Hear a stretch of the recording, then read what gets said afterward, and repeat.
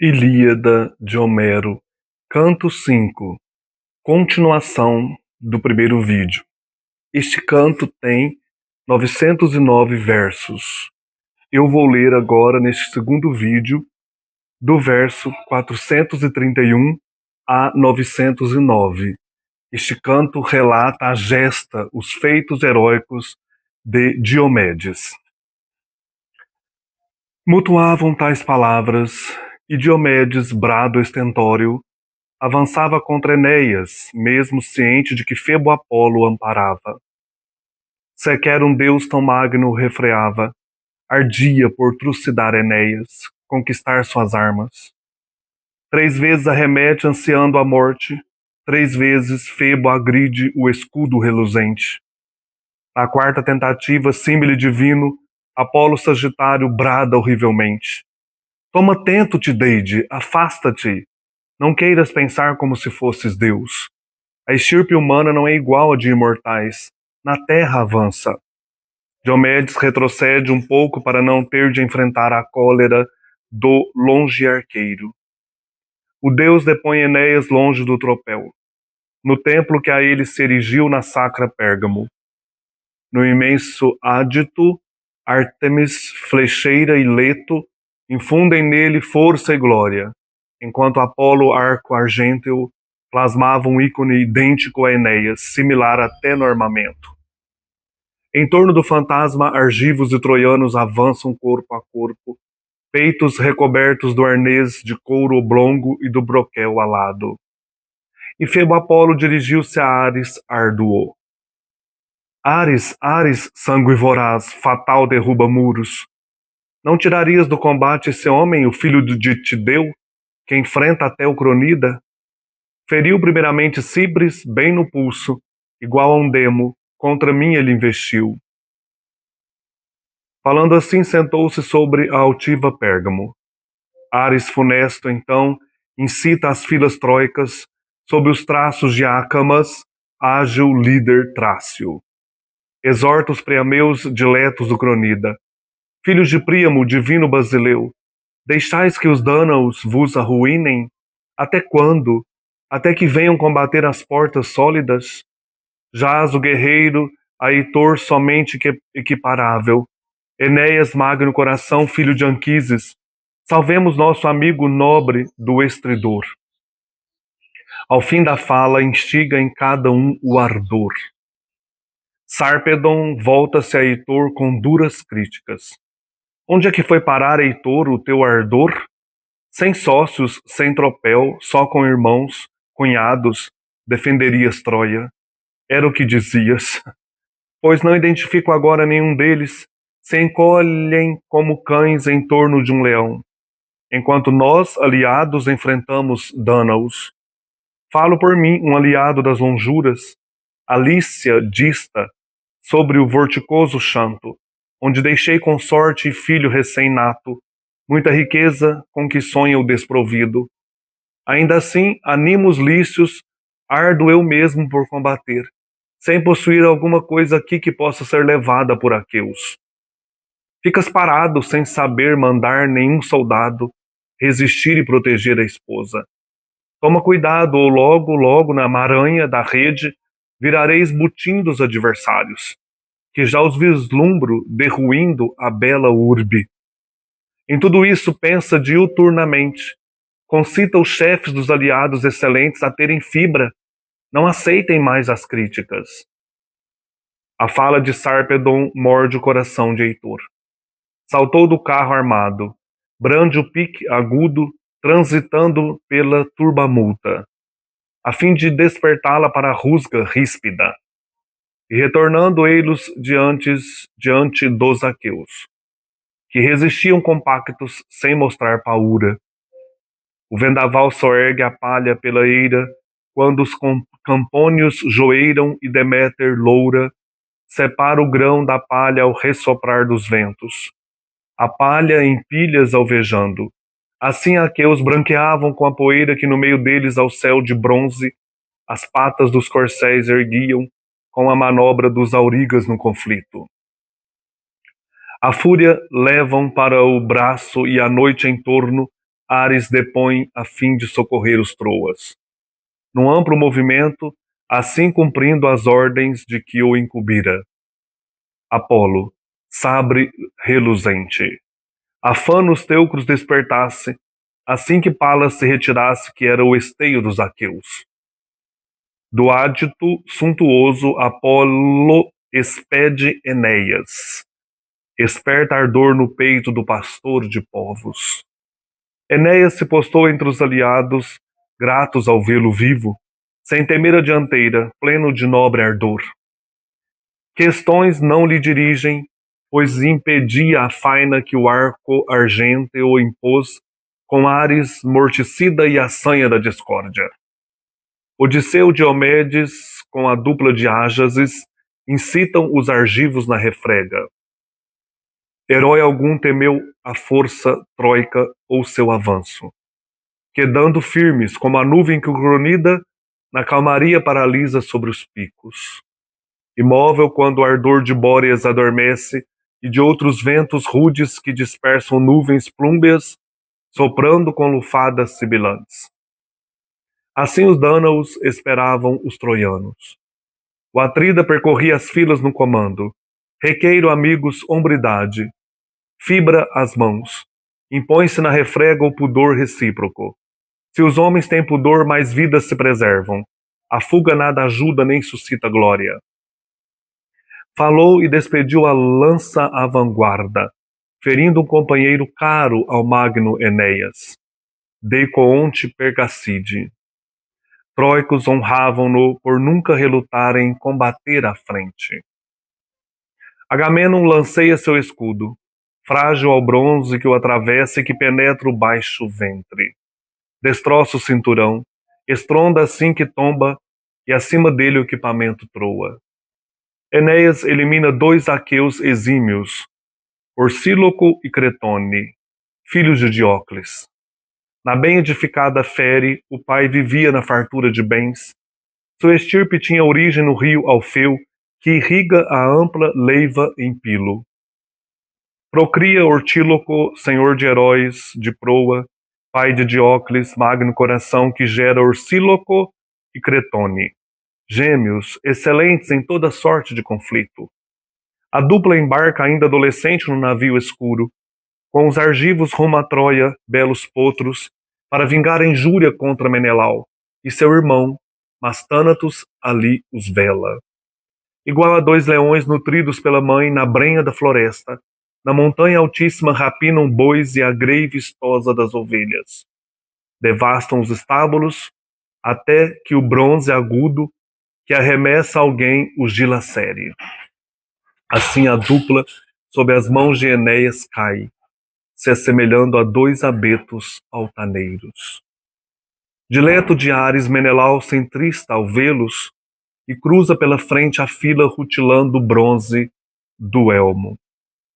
Enrista a lança, atiça o Ares, tramando fosse sucumbido por Enéas, mas dele se apercebe o Nestórida Antíloco, e corre à dianteira por temer que ao guia de povos abatessem. Vão o empenho deles. Ambos enristam já os braços e o venábulo cortante, mutuando a luta. A rusga acende-os. Antíloco ladeou o condutor de gentes. Enéas retrocede, embora antagonista brioso, ao ver à frente os 2 heróis de vulto que trazem os cadáveres até os aqueus. Depõe nas mãos dos sócios os rapazes mortos e tornam súbito a lutar entre os primeiros. Eliminaram Pilemene, par de Ares, chefe de ilustres Pafaglônios, porta-égides. Lanceiro exímio, o Atreide Menelau, parado à sua frente, acerta a haste na clavícula. Antíloco feriu Midônio, filho ínclito de Atímnio, escudeiro e auriga, ao manobrar cavalos unicascos. O pedrouço fere o cotovelo e a rédea ebúrnea cai no pó. De um salto, Antíloco golpeia sua têmpora. Do coxe bem lavrado tomba, estertorando. A testa enterra na poeira o crânio, os ombros. Assim ficou, pois o areal era profundo, até que o choque dos cavalos o reviram no pó. quando ao tropel Aqueu os toca Antíloco. Heitor os vê num vão da fila e esbravejando avança, acompanhado da falange forte dos troicos. Ares e Enió antecediam-nos. Da última é apanágio o tumulto atroz, enquanto Ares agitava o pique enorme, movendo-se ora à frente, ora atrás de Heitor. Ao vê-lo, Diomedes treme, bom no grito. Viajor numa planície larga para impotente, às margens de um caudal que corre ao mar, vendo a borbulha murmurar e torna súbito, é como o filho de Tideu retrocedeu. Caros, nós admiramos ver Heitor lutar, seja com lança à mão, seja com punho intrépido, mas sempre acompanha um Deus que afasta a morte. Ares, sob a aparência de um mortal, ladeia-o. Sem dar as costas aos troianos, recuemos, pois não convém guerrear com deuses.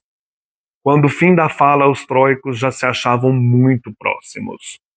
Então Heitor matou 2 campeões na pugna sobre uma mesma biga, Anquíalo e Menestes, queda que entristeceu o telamônio Ájax. Plantado ao lado, disparou a lança Rútila. Atinge Anfio, o filho de Selago, rei de peso, rico em bens e rico em messe. A Moira o induziu a ajudar os Priâmeos e o rei Príamo. O telamônio Ájax mira o cinturão e a lança longa sombra enfia ventre adentro. Ao tombo estronda e Ájax o despoja logo das armas. Mas os teucros sobrechovem frágulas, agudas plenirrútilas, que espetam a égide muitas. Avança, preme o pé no morto e arranca a haste brônzea, sem arrebatar da espada as outras armas belas, submetido aos dardos. Temeu o assalto em massa dos altivos troicos, que o circundavam com inúmeros venábulos. Conquanto enorme, brioso e magno, foi forçado a recuar o passo para longe. Assim se desdobravam no combate árduo. A Moira indômita impeliu Trepólemo Heráclida, herói enorme e nobre, a enfrentar Sárpedon, igual a um deus. Bem próximos já se encontravam o filho e o neto do Cronida, a junta nuvens. Quando Tlepólemo inicia a fala: Magno Sárpedon, chefe Lício, o que te força a vir ficar aqui encolhido? És inexperto em guerra. Mente quem diz que és descendente do Cronida, a junta nuvens, pois estás bastante abaixo de heróis de outrora, orgulhosos dessa origem. E qual não foi, afirmam, o vigor de Héracles, meu pai, mente ardorosa, coração de leão, que veio um dia aqui em 6 navios apenas, com mais alguns, pelos corcéis de Laomedonte, ocasião em que deixou sem gente as ruas destruindo Ilion? Tens um coração sem brio, deixas morrer os lícios. Penso que não vieste como um baluarte aos troicos, mesmo sendo forte, mas para entrar por mim assassinado no Hades. Sárpedon, comandante Lício, respondeu-lhe: Não nego que Héracles destruiu a sacra Ilion, por causa da loucura do rei Laomedonte, que refugou seu benfeitor com termos vis, sem lhe dar os corcéis, porque de longe viera. Mas quanto a ti, afirmo que estas mãos já obram teu fim. A quere escura, hás de conceder-me a glória, ao Hades de corcéis ilustres, a ânima. Falou assim. Trepólemo brandiu a lança fraxínea, a dupla arremeteu o longo pique ao mesmo tempo. A de Sarpedon atingiu a gorja e a ponta dolorosa a transpassou. E a noite encobre a vista do antagonista. Trepólemo atingida com a longa haste a coxa esquerda. A ponta entra enfurecida e chega ao osso. O pai evita sua morte. Os sócios de Sarpedon, símile divino, retiram-no da lide. Pesa o pique imenso que raspa o chão. Ninguém lembrou de retirar da coxa o freixo quando fora removido, tão grande a urgência que entretinha toda a gente. Aqueus grevados transportaram da refrega Trepólemo.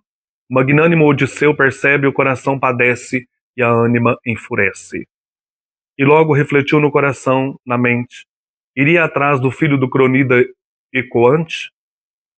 Massacraria o imenso contingente Lício? Não era a Moira de Odisseu meganimoso, matar com bronze agudo o filho do Cronida. Atena dirigiu seu coração aos lícios. Então dizima Cérano, Alastor, Crômio, Noêmone, Alcandro, Álio, além de Prítanes. E muitos outros lícios Odisseu prostrara, não o notasse Heitor de Gália Coruscante, movendo-se à vanguarda com o bronze rútilo. Levou terror aos Dânaos e alegrou Sárpedon, filho de Zeus, que lamentando então lhe diz: Priâmio, não permitas que os argivos façam butim de mim. Ajuda, a vida então me deixa em tua cidade, já que não me é dada a volta ao lar, ao meu rincão natal, nem propiciar o júbilo de minha esposa e filho novo. Falou, e Heitor de Elmo Coruscante cala e o ultrapassa, desejoso de o mais presto, refugar os argivos, massacrar inúmeros. Sárpedon, símile divino, os caros sócios põe sob a faia do Cronida porta-égide. E Pelagonte, companheiro fidelíssimo, arranca-lhe da coxa o freixo do venábulo. A ânima o abandona, a névoa desce aos olhos, mas respirou ainda, e Bóreas, ressoprando, vivificou o alento, quase a se evolar. Argivos, pressionados por Heitor de Elmo Brônzio, por Ares, nem fugiam os navios negros, nem revertiam a situação. Recuam cedendo. Viam que Ares ajudava os troicos. E quem morreu primeiro e quem morreu por último, nas mãos do primo Heitor e do Aêneo Ares, foi Teutrante, igual a um deus, seguido por Orestes, Ginete, e Treco, herói etólio. Enomal, Heleno Enópio, Orésbio, cinto reluzente. Viera de Ile, preocupava-se demais com sua riqueza na lacustre Ceficide. Perto viviam beócios em alqueives pingues. Mas era Bracicândida, presenciou o massacre de argivos na refrega árdua. E a Palas pronunciou a Lígia das palavras. Infatigável filha do Cronida porta-égide, nada vale o que ambas prometemos a Menelau, a volta ao lar, derruída Ílion de belos muros, se deixarmos que Ares haja com sanha assim. Valor, vigor, dos dois nós não devemos prescindir. Aquiesça de olhos glaucos. Hera atrelou cavalos com frontais dourados. Veneranda a imortal, filha de Cronos Magno. Hebe encaixou as rodas no eixo velozmente, 8 raios de bronze. As cambas eram de aço. Dourada a pina imperecível, a ênea lâmina a põe no círculo, que maravilha a vista. Cubos de prata regiravam dos dois lados. No assento se esticavam tiras de ouro e prata, e o parapeito duplo corre ao redor. Cintila a prata do timão. Acima, Hebe adapta o jugo belo em ouro sobre o qual arroja a cilha áurea bela. Abaixo, Hera jungiu ginetes ágeis, ávidos de guerra. Atena, filha do Cronida porta-égide, deixa cair o peplo no soalho pátrio, obra de sua própria mão, que o entretecera. Veste a loriga de seu pai a junta nuvens, circunarmando-se, a rusga lutuosa. Arroja a espada a égide franjada, hórrida, coroada em seu entorno todo por pavor. Nela a discórdia, nela o arroubo, encalço gélido a testa de uma górgona, terrível monstro, prodígio assustador de Zeus que porta a égide. Põe na cabeça a gália de cimeira dupla e tetracórnea áurea. 100 soldados ornam-na. Subiu no carro flâmeo a ferra longa lança, compacta e pesada, com que aterra as filas de heróis que enfrente a filha do Maxipotente. Com látego, Hera esperta os rápidos corcéis. Rangem os gons dos portais do céu que as horas resguardam. Custodiam o imenso céu e o Olimpo, a densa nuvem dissipando ou pondo acima. É por ali que assulam os corcéis e veem sentado longe dos demais divinos Zeus, nos píncaros do Olimpo, de incontáveis picos.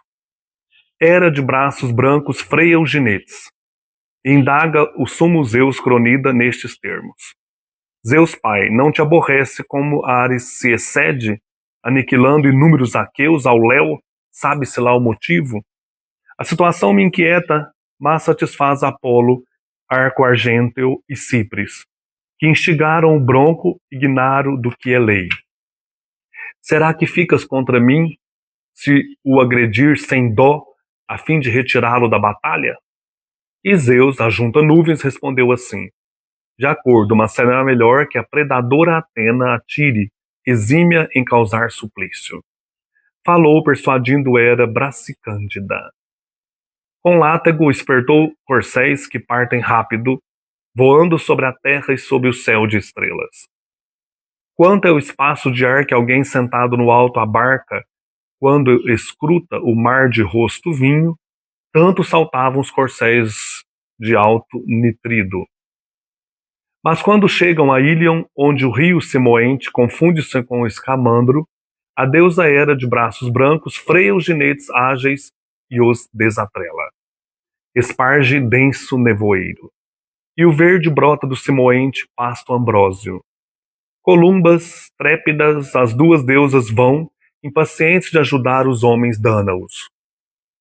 Mas quando encontram a aglomeração em torno do enorme Diomedes domador de equinos, idênticos a leões carnivorazes ou a javalis de força inquebrantável, Hera de braços brancos para e grita igual a Stentor, meganimoso, voz ressoando bronze, tão forte seu brado quanto de 50 homens.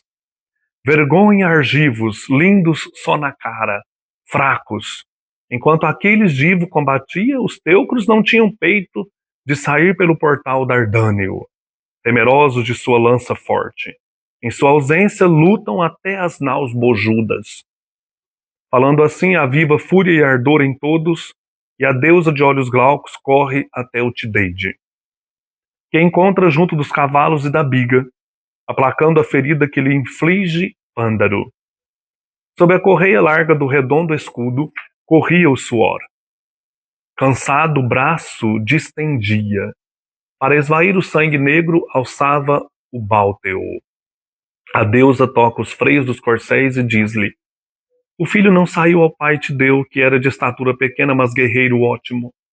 Em certa ocasião eu impedi que o herói lutasse ou impusesse o ardor. Longe de Aqueus era o embaixador em Tebas, muitos cádmios a seu redor. Roguei que não deixasse a mesa do passo. Calmo, mas meganimoso sempre, desafiou os moços cádmios, que derrota com pouco esforço. Ao lado dele o ajudava. Agora posto-me a teu lado e te protejo e exorto como amiga a enfrentares troicos. Mas os teus membros ora cedem ao cansaço ou é temor covarde o que te abate. Sou levado a crer que filho de Tideu não és, neto de Oineu. E assim falou o herói de brio. Sei bem quem és, ó filho do cronida porta-égide. Falarei então sem subterfúgios. Não me retenho medo vil, tampouco hesito. Mas tenho bem presente o que recomendaste, que eu evitasse combater um imortal, tirando a filha do cronida Afrodite se ela lutasse. Que a ferisse nesse caso. Não por outra razão retrocedi e mandei que os outros dânaos recuassem para cá, pois reconheço que Ares encabeça a lide. Atena, olhos azuis, retoma então a fala. Diomedes, filho de Tideu, a mim tão caro, não temas Ares mais, não temas nenhum outro dos imortais, pois contarás com meu apoio. Leva os cavalos unicascos contra Ares e de perto o acomete, sem qualquer respeito. Ele é um sandeu, afeito ao mal, um traiçoeiro, que prometeu anteriormente a mim e a Hera guerrear contra os troianos, em favor de Aqueus, mas hoje aos teucros se associa e esquece os gregos. Falando assim, puxou Estênelo do carro, que logo cede ao ímpeto da deusa, já sentada ao lado do divino Diomedes, impaciente. Range com o peso o eixo de faia, leva o nume apavorante o herói melhor.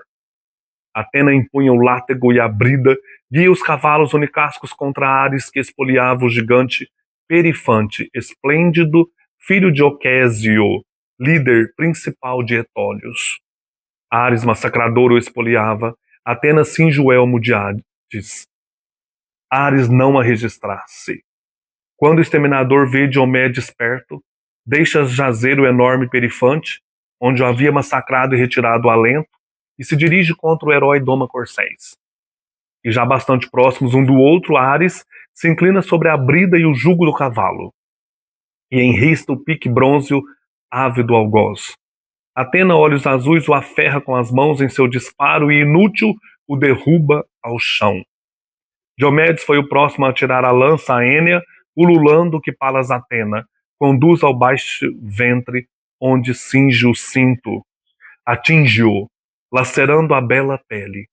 Ares de bronze arranca a arma e urla o equivalente a 9.000, diria até 10.000 heróis engajados na Eres de Ares, guerra atroz. Argivos e troianos tremem de pavor, tão forte Ares gritou, ansiando mais refrega. Como das nuvens negro vê-se o ar saindo, tão logo o vento arremete na canícula, assim a Diomedes Ares pareceu quando subiu ao vasto céu, ladeando as nuvens. À penha olímpica chegou o solar divino e foi sentar-se ao lado do Cronida, triste, mostrando o sangue ambrósio que da chaga jorra. E lamentando pronunciou palavras asas. Zeus Pai, não recriminas algo assim tão grave?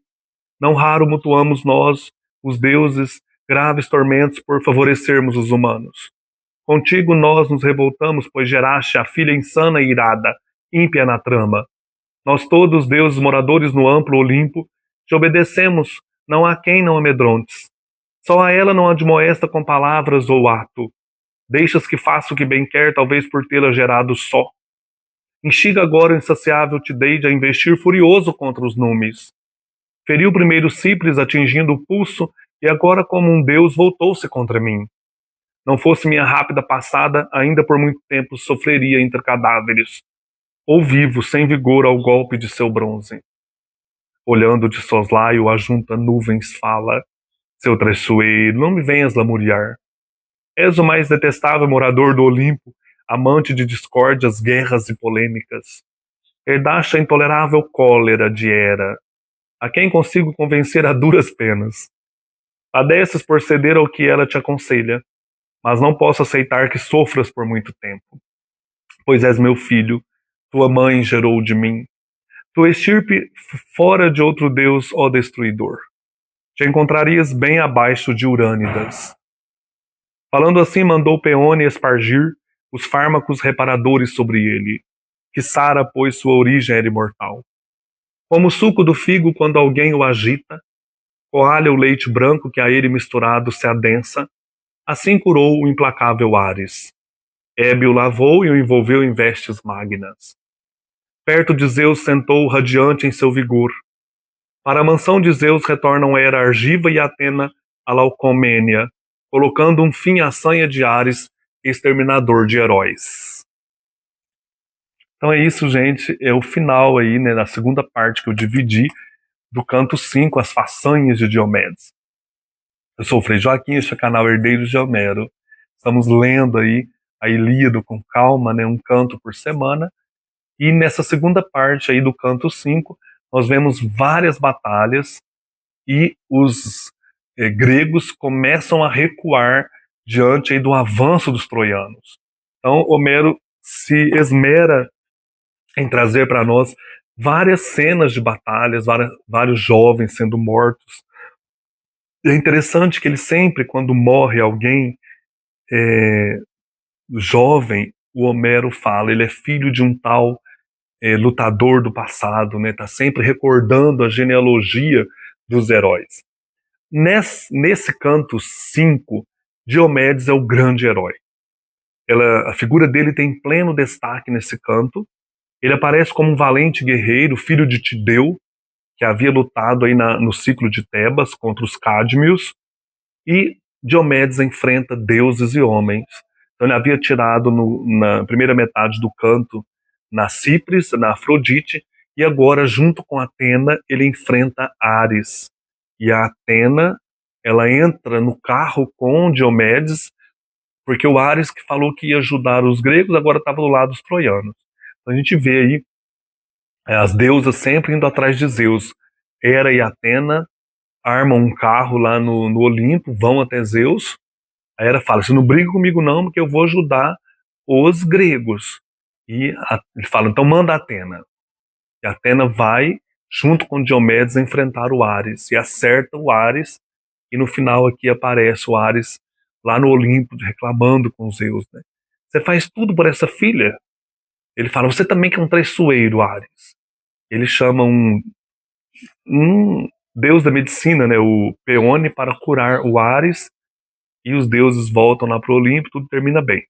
Mas Diomedes, então, faz os próprios deuses, né, fugirem do campo de batalha e buscarem abrigo aí junto de Zeus no Olimpo. Ares, Afrodite. Interessante essa figura de Diomedes, né? Ele aparece como o grande herói da guerra de Troia, até mais do que Aquiles. Ele não é um semideus, que Aquiles era um semideus. Ele é um humano, o Diomedes, um humano normal que realiza grandes façanhas. Ele é ajudado fortemente por Atena. Além de ajudá-lo na batalha, ela, Atena, dá-lhe o dom de discernir quem é Deus e quem é humano na batalha, porque os deuses sempre vêm disfarçados. No começo ela fala, pode só acertar Afrodite.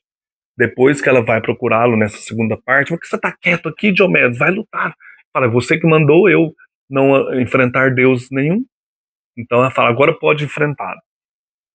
Então aqui nós temos Diomedes como grande substituto de Aquiles, que está choroso lá fora da guerra, né? Lembrando que a Ilíada é sobre a ira de Aquiles. Nas cenas de batalha, Diomedes então se destaca como um homem violento. E aqui nós vemos o Enéas, que é o grande herói aí da Eneida, junto com Pândaro, chegam a pensar que Diomedes é até um deus, né? Então nós temos aqui também o Enéas aparecendo como um grande guerreiro, né? E depois ele vai surgir aí na Eneida como aquele que vai viajar aí com seus companheiros fugindo de Troia para fundar a Itália. Então esse canto 5 ele é muito interessante, ele é como uma epopeia à parte. São os feitos guerreiros do grande Diomedes, né? Esse grande herói da guerra de Troia que se destaca neste canto imperdível. Então é isso, gente. Um abraço e até mais.